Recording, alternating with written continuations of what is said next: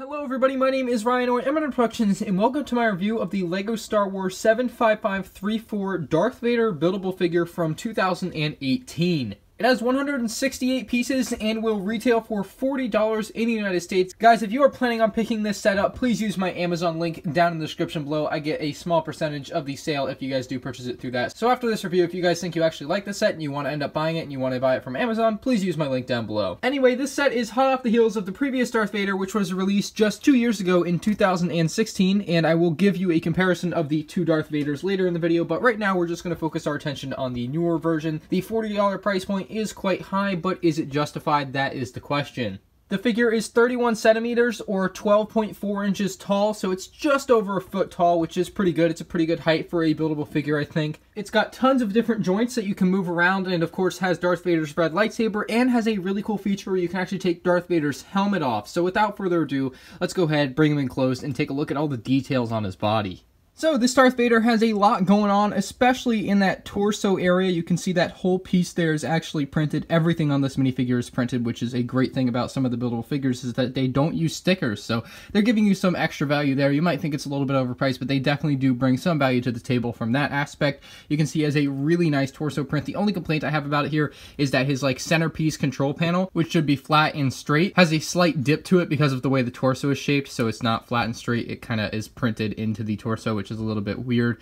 The crotch or belt buckle area here is a very nice print, and then you also get some nice prints on the sides of his waist, and those also help keep on this cape that is underneath. So there are two capes on this figure. There's the main big cape, and then there's an underneath cape. So I'm very happy with the way that has turned out. The capes do work really well. They're a very nice soft material that's very malleable. It's flexible. You're not going to break it in half. You're not going to rip it. It's not going to tear very easily, which is nice. You also get this nice material pattern on some of the arms. So the top part of the arms on both sides and the top part of the legs on both sides, not the bottom, but it does create a nice effect so it's not just this blank black plastic. And I like the way that it faces forward, because what we'll see here in the next segment of this review when we compare it to the old Darth Vader is that they were facing to the side on the old Darth Vader.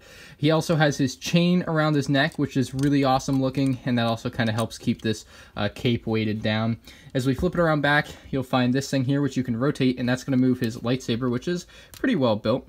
See it there? It's the same lightsaber that we get with all the buildable figures. Very nice and bendy. You're not going to break it in half. Nothing to really worry about there, but you can make it move 360 degrees by spinning this on the back here. So you get a little bit of playability with that. You can have him fight with whoever. From, if you have some Rebel figures or whatever, if you want to make him fight himself, if you have two Darth Vaders, but you can have Darth Vader fight pretty easily. Nice little extra little feature there. He has tons and tons of posable joints. You can move his ankles, you can move him from the knees. Well, it breaks at the knees. That seems to be a problem that I have run into, so I will note that you do have some problem with the knees, and maybe it's built wrong, but it shouldn't be. You get a little bit of side-to-side movement. Here at the top of the leg, you also get that movement there. Very, very good movement on that. So you can get those legs basically in any position you want. As far as the arms go, you get pretty much a full range of motion. These shoulder pads here lift up pretty easily, so when you're moving the arms, they never really get in the way, which is nice. Especially is good for when Darth Vader's moving his arm, because you can see that that shoulder pad would definitely get in the way if it wasn't a little bit flexible there. So LEGO did a good job implementing that. Of course, you have the elbow joint and, of course, the wrist. So they pretty much have all the main joints that humans have or Darth Vader would have in universe, which is awesome. Of course, his helmet up here can also get a little bit of movement up, down, a little 360 degree action. You can have him spin around. So I do want to take an up close look at this helmet because it presents something very, very cool about the figure. Alright, so what you can do with this Darth Vader that you couldn't do with the old one, and we will take a look again at a little comparison of the two in a little bit, but I do want to remove the helmet, which is something you couldn't do on the old version. You can remove the helmet and it reveals the actual Anakin Skywalker face underneath. So you can see they've done a great job with the mold on this thing. They even show the underside of the helmet.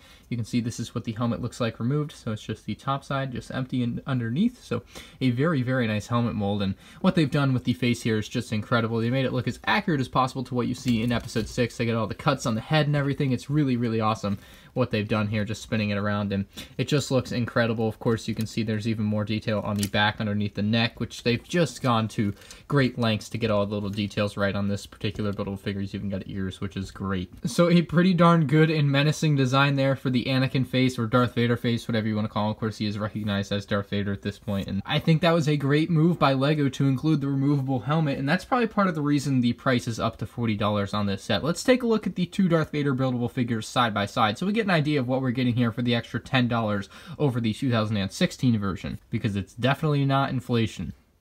Alright, so we can see the two side by side here, and you definitely start to get an idea of why the new one costs $40 and the old one only costs $30. You can see there's a pretty large size difference, about a head taller on the newer version. You also get a much more complete torso area, so if we unhitch his lightsaber there, you can see that his torso area is just kind of a combination of pieces, and it's kind of a mix match. This one is a much more complete and full looking figure. Same with the legs here, they just kind of look gimpy. Same with the arms, they look a little bit different, and same with the shoulder pads here. They're not quite posable at all. They look a little bit stiff. He also doesn't have the chain around the front of his neck. The cape just ties off at the back there. The new one has the double cape system. The old one did not. So you can see they've really improved this figure over the course of about 2 years. They've really gone in, done their research, and created some new parts and pieces and molds and whatever they had to do, new prints and stuff, just particularly for this Darth Vader figure, which definitely ups its value. I can definitely see why the new one costs $40 now. The question is, would I recommend it over the old one? If given the choice, I would definitely say pick the new one. I think the new one is far superior to the old version. I think the old version was good for its time, and $30 was a fair price, and $40 for the new one is hard to swallow, but I think it's totally worth it. I'm not a huge buildable figure fan, and it's hard to get me to say good things about them, but gosh darn, LEGO did a good job upgrading this Darth Vader. It looks incredible compared to the original version. It blows it completely out of the water as far as functionality is concerned. I mean, the old one couldn't even do the thing with the lightsaber. It doesn't have that same thing on the back where you can twist it and make the lightsaber move, so it all has to be done by hand. So they've added in that feature. They've added in the removable helmet. The new molds and everything look so much better, and just in general, the new version is a great upgrade. Even if you have the old one, I would still kind of recommend the new one. Maybe wait for it to go on sale. It's definitely worth it if you wait for it to go on sale. Maybe if we wait for it to even go on clearance in about a year, you might be able to get it for, you know, $20, and then I think it's totally worth it. But $40 again is a bit of a pricey price, but if you want to wait for it to go on sale, I would definitely recommend it at any price on sale. I bought this myself for I think $33 at Walmart. I also figured it would be appropriate to show the box art of the two sets as well. So as you know, the original version costs $30 in the US, as I bump it, and the newer version costs $40 in the US. And the big problem with that is you're only getting 8 more pieces for $10 more. But upon actually having both these sets and taking a good look at both of them, I think it's definitely a fair price increase. They definitely put in the work, they did the research, they put in the time, and got out a great product for this new Darth Vader. I also really do like the side of the box art on the newer buildable figures where you actually can see the figure on the side. It just looks incredible that way. And a quick look around back just to give you an idea of what the new Darth Vader can do versus what the old one can do, which is nothing.